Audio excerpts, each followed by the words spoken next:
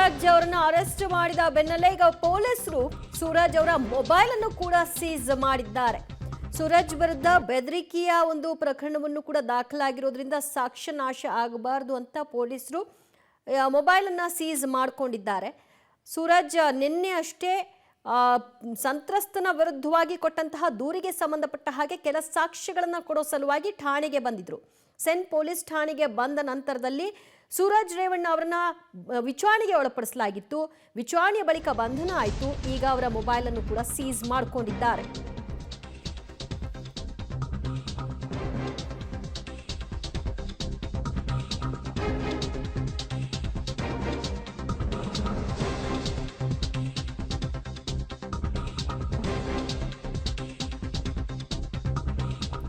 ಸೂರಜ್ ರೇವಣ್ಣ ಪ್ರಕರಣದ ಸಂಬಂಧಪಟ್ಟ ಹಾಗೆ ಬಿಜೆಪಿ ನಾಯಕರು ಅಂತರ ಕಾಯ್ದುಕೊಳ್ತಿರೋ ಹಾಗೆ ಕಾಣಿಸ್ತಾ ಇದೆ. ಬಿಜೆಪಿಯ ರಾಜ್ಯಾಧ್ಯಕ್ಷ ವಿಜಯೇಂದ್ರ ಅವರು ಕೂಡ ಪ್ರತಿಕ್ರಿಯಿಸೋದಕ್ಕೆ ನಕಾರವನ್ನ ತೋರಿದ್ದಾರೆ.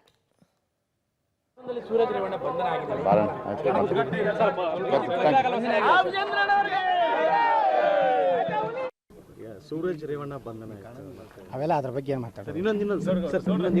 ಯಾವ ಕೆಲಸಕ್ಕೆ ಬರೋದು ಕೆಲಸ ಏನು ನೋಡ್ರಿ, ಕೇಳೋದು ರಾಜಕೀಯವಾಗಿ ಏನು ಕೇಳ್ರಿ. ನೋಡ್ರಿ, ಅದು ಅವ್ರ ಕುಟುಂಬದವ್ರು ಕೇಳ್ರಿ, ನನಗೆ ಕೇಳಬೇಡ್ರಿ. ಎಲ್ಲದಕ್ಕೂ ಬಿಜೆಪಿ ನಾಯಕರು ಇದರಲ್ಲಿ ಡಿಸ್ಟೆನ್ಸ್ ಮೇಂಟೈನ್ ಮಾಡ್ತಿರೋದಂತೂ ಸ್ಪಷ್ಟವಾಗಿ ಕಾಣಿಸ್ತಾ ಇದೆ. ಅವ್ರು ಯಾವುದೂ ರಿಯಾಕ್ಟ್ ಮಾಡೋದು ಬೇಡ ಅಂತ.